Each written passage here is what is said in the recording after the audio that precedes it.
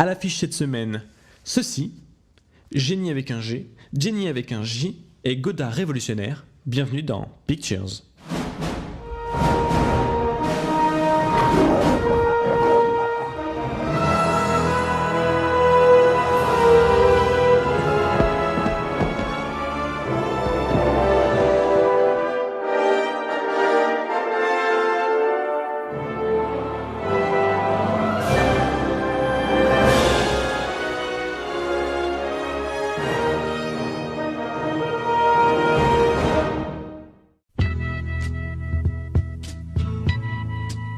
Deuxième épisode de Pictures, déjà.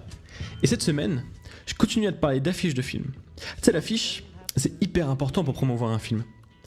Une bonne affiche, ça réussit à te donner les prémices d'émotion que tu vas ressentir durant le film. C'est la subtile alchimie pour en dévoiler un petit peu, mais pas trop, pour garder la suite, bien sûr, la surprise dans le film. Donc voilà, l'affiche, c'est vraiment te donner l'ambiance du film avant que tu l'aies vu. C'est comme un teaser, mais vraiment rassemblé en un seul visuel. Et c'est un peu le thème de cette semaine. Donc comme je l'ai dit au début, je vais parler de ça, d'après le roman de Stephen King, de Marie, le film de Mark Webb, de Mother de Darren Aronofsky, et du film Le Redoutable de Michel Hazanavicius, que j'ai quasiment réussi à dire du premier coup. Donc je le répète lentement, Michel Hazanavicius. Et on commence tout de suite avec ça.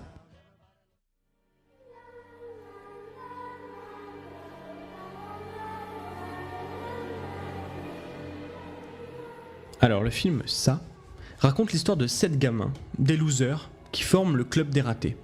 Une bande de victimes des gros durs de l'école qui ont aussi un point commun, c'est d'avoir fait face à une créature métamorphe qui prend la forme d'un clown. Ça. Sur l'affiche est sombre déjà, plongée dans le noir. On voit le petit garçon au centre, dans son ciré jaune, et au-dessus de lui, devant lui, dans l'ombre, ce fantôme. La musique fait flipper, hein, je me fais peur moi-même, mais dans cette ombre, le fameux clown tenant dans ses mains le ballon rouge, symbole de ce clown dans le film, avec la tagline « De quoi avez-vous peur ?» et juste en dessous, comme inscrit dans le sang, ça. Et la date de sortie du film. Alors, la première chose qu'on voit sur l'affiche, c'est le rouge. Le rouge, c'est le sang, c'est la terreur, c'est l'horreur, c'est la peur. Et donc ce rouge vient s'opposer au jaune du garçon qui symbolise la joie, le soleil, l'innocence. Donc c'est la première opposition du film entre donc la terreur du rouge et le jaune. Ensuite, sur l'affiche, on entreaperçoit le clown. Alors, il faut savoir que ce clown, il est gigantesque sur l'affiche, il paraît vraiment très grand par rapport à l'enfant. Il semble flotter au-dessus du sol, c'est comme presque de manière surnaturelle. Et il tient donc ce ballon dans les mains. Le clown, on le voit à peine, hein. Il est vraiment dans l'ombre, ça représente le fait qu'il sera toujours un petit peu dissimulé dans le film. Et on ne voit pas vraiment sa tête, en fait on voit sa tête dans le reflet du ballon. Et c'est là où on pense à ce ballon qui symbolise aussi l'innocence de l'enfant. Le ballon, c'est le jouet de l'enfant. Et on a donc encore une fois cette dichotomie entre le ballon qui est symbole de l'enfant et le rouge qui est le symbole de l'horreur. Et dans ce ballon, on voit le reflet du clown. Donc ce ballon, c'est le piège en fait. C'est parce que comme on voit le reflet, ça veut dire que le clown serait derrière l'enfant. Donc c'est un peu le piège qui vient se refermer sur l'enfant. Et on voit la façon dont le clown tient le fil comme ça, le fil qui l'amène directement à la tête de l'enfant. En fait, cette musique est terrible pour faire cette chronique. Mais donc le ballon, c'est le symbole de l'enfance. Le fil, c'est la fragilité en fait de la vie des enfants. L'enfant qu'on ne voit pas, d'ailleurs, il est de dos parce que il n'y a pas vraiment de héros dans le film. D'héros enfants, c'est un groupe d'ailleurs, et puis c'est surtout que ce garçon, il représente l'enfance, tous les enfants en fait. Et il est tout petit, il est vraiment tout petit par rapport à ce clown qui domine. Et donc c'est vraiment ça qu'ils ont voulu à mon avis sortir du film. Qu'est-ce qu'on voit d'autre ? On voit que l'enfant est habillé pour la pluie, on voit qu'il a son ciré jaune, qu'il a ses bottes. Il a quand même l'air un petit peu préparée à son environnement. Et c'est quelque chose qu'on retrouve dans le film, parce qu'en fait la bande des 7 sont un peu comme des Goonies ou les petits enfants de Stranger Things, c'est-à-dire qu'ils vont un petit peu enquêter sur ce truc-là. Donc ça représente aussi le côté, les enfants vont pas trop se laisser faire non plus, et voilà, peut-être que ça symbolise ce truc-là. Et après il y a la tagline, de quoi avez-vous peur? Alors c'est intéressant parce que c'est pas de qui avez-vous peur, donc là encore une fois on a ce côté monstrueux de ça justement, qui n'est pas, c'est pas un clown, c'est pas le clown, c'est vraiment ça, c'est une créature qu'on a là, c'est pas un être vivant, c'est pas un homme déguisé, c'est une créature. En résumé, c'est l'affiche de ça donne bien l'ambiance du film, essaye de bien retranscrire l'ambiance du film et ce qu'on pourra voir dans ce film-là. Donc vous voyez, c'est bien le côté, elle a l'air de rien comme ça, mais elle en dit beaucoup plus. Si on analyse un petit peu dans les faits, elle en dit beaucoup plus. J'ai même pas parlé de la typo, du ça un peu enfantine, et en même temps, c'est parce que c'est curviligne, c'est l'écriture d'enfant en fait, et en même temps cette couleur rouge sang. Donc on a là une affiche qui donne le ton du film, sans, on n'a pas vraiment là, on n'a pas l'ombre d'une histoire, mais on a l'ambiance. Voilà. Et donc on va passer au film Marie.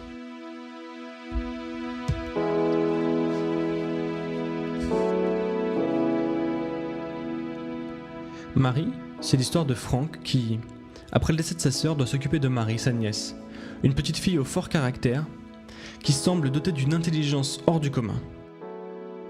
Mais Frank est partagé entre le fait de pousser Marie vers la réussite et la gloire, et lui donner l'enfance normale d'une petite fille, comme sa sœur l'aurait voulu. Alors, pour décrire l'affiche, on voit Chris, Captain America Evans, qui porte la petite Marie sur ses épaules. Elle porte des lunettes de soleil et appuyée sur ses mains sur la tête de Chris Evans. Il y a un fond gris et les personnages sont entourés en fait d'un léger, sont comme découpés par rapport à ce décor-là sur un fond blanc et qui les sort un petit peu de ce fond gris. Il y a une petite phrase en haut qui dit « Le génie n'attend pas l'âge adulte ». Après on a le nom des protagonistes et Marie, avec une typo assez moderne, et en dessous par les réalisateurs de 500 jours ensemble. Et la première chose qu'on remarque tout de suite, c'est l'aspect film indépendant. L'affiche reprend les codes dans la photo, dans le détourage blanc des personnages, la couleur jaune, qui n'est pas en fond cette fois-ci, mais qui est pour le titre. Et même dans la typo du titre. La deuxième chose qu'on peut remarquer, c'est, et on va revenir plusieurs fois, c'est par le réalisateur de 500 jours ensemble. Alors ça c'est quelque chose qui se fait beaucoup, et on va même le voir dans une autre affiche. Donc on n'a pas le nom, c'est Mark Webb pour le coup, mais on n'a pas le nom, mais le titre auquel il fait référence donne aussi un peu le ton du film. C'est-à-dire que Mark Webb a fait d'autres films entre 500 jours ensemble et ce film-là, mais ce film fait plus référence à 500 jours ensemble, dans son idée. Comme pour exemple, si James Cameron avait fait un film par exemple qui parle de robots, on aurait dit par le réalisateur de Terminator, et non pas le réalisateur de Titanic, parce qu'on voit bien que c'est pas dans les mêmes tons. La deuxième chose qu'on peut voir sur cette affiche, c'est donc les personnages qui sont comme découpés, qui sont d'une certaine manière dégagés de l'extérieur. En fait, ils sont soudés ensemble, hein, ils sont l'un sur l'autre. Et en fait, cette découpe qui les entoure, c'est comme une bulle, un cocon. Ils ont leur monde et c'est comme ça qu'ils arrivent à résister en se détachant un petit peu du monde extérieur, parce que dans le film, la fille va intégrer une nouvelle école, va avoir une nouvelle vie, un nouveau quartier, etc. Bref. Et donc, cette famille qui a été cassée par le décès est recomposée, et donc là, ils sont ensemble, et donc ça montre le lien qui va unir ces deux personnages face à l'adversité.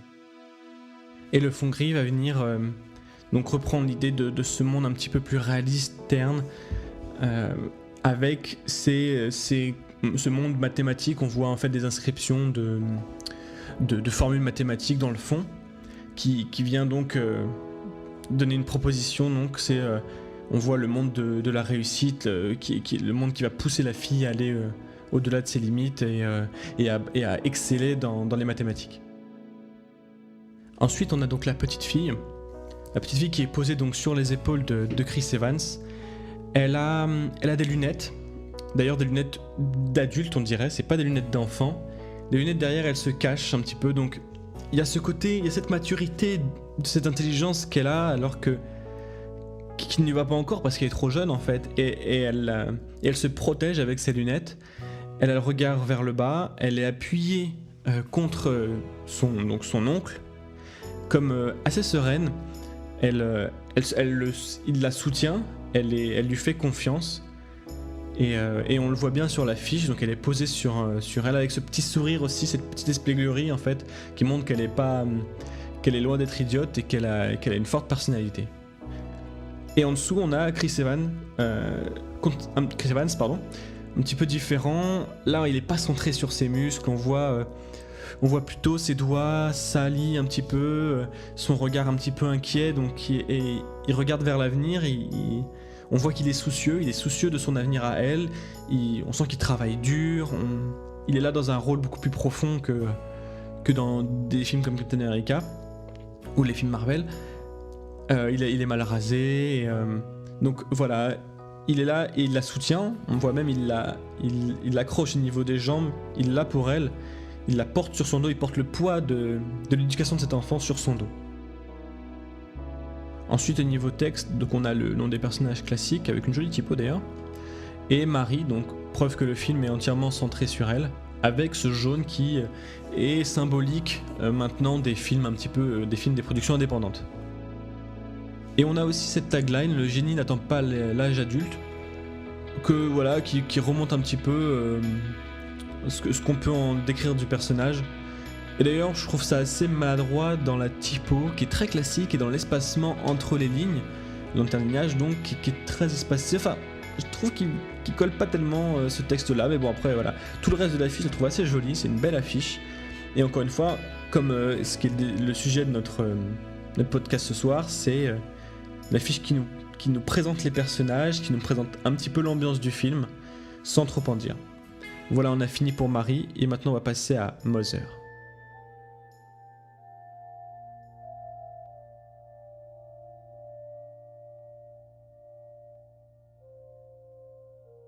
Donc Mother, rapidement, de Darren Aronofsky, nous raconte l'histoire d'un couple qui voit leur vie, un peu leur quotidien perturbé par l'arrivée d'invités chez eux. Voilà, j'en dirai pas beaucoup plus parce que le film a l'air assez complexe. Donc, on va passer directement à l'affiche. Donc sur l'affiche, on voit Jennifer Lawrence et Javier Bardem. Jennifer Lawrence est de face, elle regarde vers le haut, l'air un petit peu ébahi, un petit peu voilà. Et derrière elle, de dos, Javier Bardem qui va regarder vers la droite de l'affiche. On les sent dans un fond un petit peu délabré, on sent un mur derrière, et par-dessus leur visage, une cassure, une fissure, comme celle d'un mur, sauf que celle-ci ne recouvre pas que le mur, mais recouvre aussi leur visage. On a au-dessus le nom des deux acteurs, de taille égale, hein, c'est important dans les affiches américaines, avec bien sûr leur nomination aux Oscars, etc., etc. Ensuite, on a par le réalisateur de Black Swan. Ça encore, c'est le même cas de Marie où il a fait d'autres films, mais on va se baser sur Black Swan parce que Mother va être plus en relation avec l'ambiance de Black Swan. On revient encore sur un film de Darren Aronofsky, cette fois-ci on le cite, parce que c'est quand même un nom célèbre, c'est un auteur. Après on a Mother, le titre, avec une typo qui ressemble à une signature et un point d'exclamation, pardon. On reviendra dessus au fur et à mesure, mais... Donc Mother en bas, et bon la date, et encore une fois, écrit et réalisé par Darren Aronofsky. Et donc voilà, donc sur cette affiche, on a les deux personnages, donc ce duo d'acteurs, coupé au niveau de la tête, et un peu plus pour Javier Bardem qui est plus grand.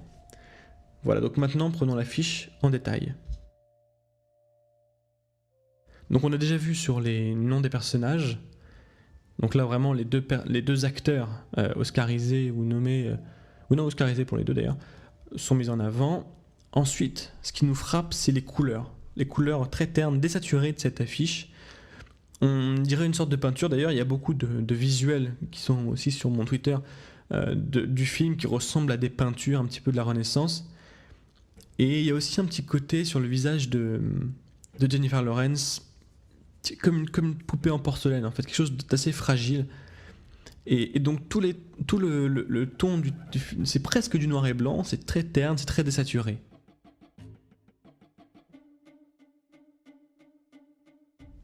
Donc, et en arrière-plan, donc on a ce mur gris, sombre. C'est difficile, ce mur qui semble se fissurer. Et donc on voit un peu dans la bande-annonce que ça représenterait la maison en fait du couple. Maison qu'elle semble avoir rénovée. Et donc là, cette maison, cette construction, ce foyer vient à se fissurer, là, cette énorme fissure. Et pas seulement le foyer, donc du coup, la fissure, elle est entre les deux personnages et aussi sur le visage de Jennifer Lawrence, qui elle est donc qui elle a ce regard comme ça vers la lumière, qui est vers le haut comme ça. Le haut, la lumière, c'est souvent le divin. Hein. Et elle regarde un petit peu vers la gauche. Javier Bardem, lui, est plus dans l'ombre. Il a une ambiance un petit peu menaçante qui pèse sur lui. Et donc on sent en tout cas à travers cette affiche qu'il va y avoir une sorte de souffrance pour Jennifer Lawrence. Et après, il y a ce Mother avec un point d'exclamation comme une affirmation. Alors, qui est la mère ? Qui est cette mère ? Est-ce que c'est Jennifer Lawrence qui veut être mère, qui va être mère ? Est-ce que c'est ça aussi qui est à l'origine de cette fissure dans le couple ? On voit vraiment que c'est une signature, donc elle veut se considérer comme une mère. Donc voilà, c'est assez évocateur et pourtant ça reste très mystérieux du coup. Et donc pour revenir, j'aimerais revenir sur les personnages qui, donc elle est un petit peu dans une sorte, elle est un peu ébahie, elle est dans le divin, elle est dans l'abstrait, lui est plus terre à terre, lui il regarde droit devant lui. Et donc pour finir, donc bon, j'ai déjà dit, mais Darren Aronofsky, donc ça c'est encore une marque pour le film, pour faire la promotion du film. C'est un bon réalisateur, un réalisateur reconnu, récompensé pour beaucoup de ses films, et donc c'est important de le mettre dans l'affiche. Voilà, on en a fini avec Mother, et pour terminer, je vais vous parler du film Le Redoutable.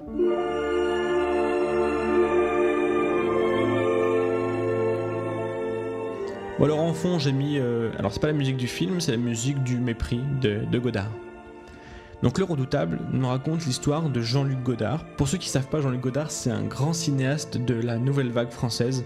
C'est un courant cinématographique qui était un peu là pour casser les codes et réinventer un petit peu le cinéma inspiré du cinéma hollywoodien de l'époque, mais qui a réussi à tout réinventer. Et donc le film se centre sur une période de la vie de Godard, une période où il a été un petit peu révolutionnaire.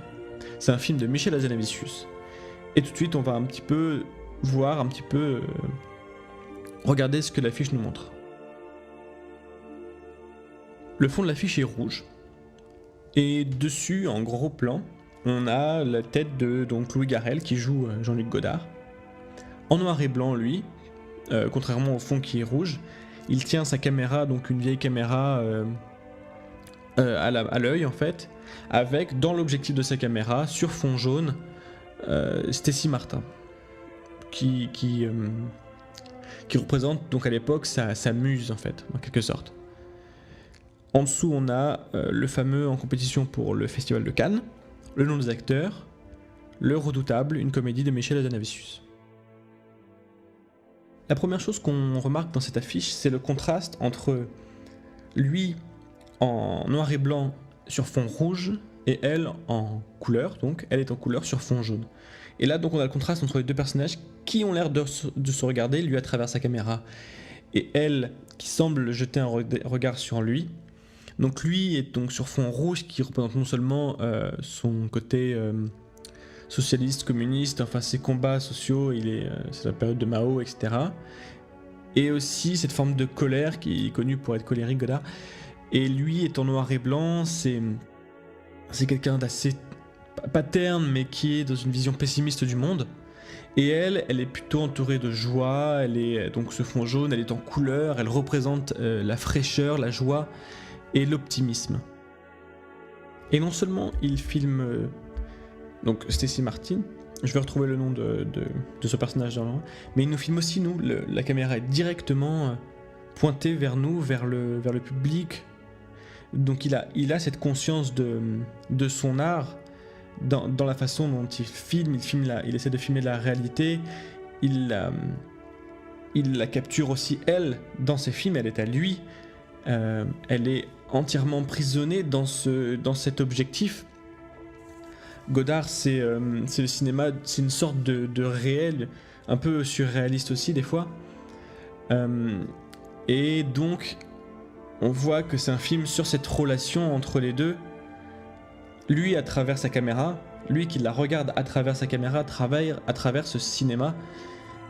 Son cinéma, il est subjugué par elle, par sa beauté. Et donc, il veut la capturer. C'est un film, ce qu'on appelle, c'est une sorte de mise en abîme. La mise en abîme, c'est par exemple dans un livre, quand on va parler de livre, ou au cinéma, quand on parle de cinéma. Là, on voit... Et en fait, la mise en abîme, ça vient de... Vous savez, quand deux miroirs se regardent, pardon, il y a une sorte de tunnel, et en fait, ça ne mène à rien, ça ne mène à l'abîme. Donc, la mise en abîme, c'est le cinéma qui parle de cinéma. Et donc là, on voit, il y a un petit peu cette chose-là dans ce film-là. Qu'est-ce qu'on remarque aussi un petit peu dans l'affiche, c'est en dessous, si on parle un peu du titre, c'est le bleu, le blanc et le rouge. Godard, c'est aussi le réalisateur français par excellence, hein. Donc c'est rappelé dans ces couleurs-là, en tout cas dans les titres en dessous.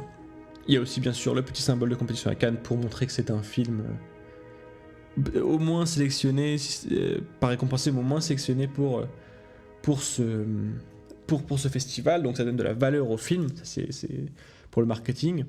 Et après, une comédie de Michel Hazanavicius, donc vous allez aussi un petit peu rire. C'est pas vraiment un biopic parce qu'il n'y a pas le nom de Jean-Luc Godard dedans, mais Le Redoutable, ça amène aussi ce côté, comme on a dit, ce côté un petit peu, cette personnalité un petit peu crue et sévère de Jean-Luc Godard. Et donc Michel Hazanavicius, je voulais vous en parler aussi rapidement. Pour moi, c'est un réalisateur d'hommage. Avec un D apostrophe bien entendu. C'est un réalisateur qui est fan de cinéma et qui aime parler de cinéma. Et dans tous ses films, on parle dans The Artist, il rend hommage au cinéma muet, au passage du cinéma muet au passage au cinéma parlant. Même dans OSS 117, où il reprenait le code des films de genre d'espions de ces années-là, en y ajoutant un petit peu de sa comédie bien entendu, comme dans The Artist. Et là, il va nous parler de cinéma encore. Il va nous parler de cinéma qu'il aime lui, du cinéma populaire. Même si c'est la nouvelle vague, ça restait quand même quelque chose de très populaire à l'époque, à travers son regard et en y ajoutant cette petite dose d'humour. Voilà, qu'on essaye de reconnaître un petit peu dans l'affiche avec le personnage de Stacy Martin. Voilà pour Le Redoutable, qui parle de Jean-Luc Godard, donc par Michel Hazanavicius.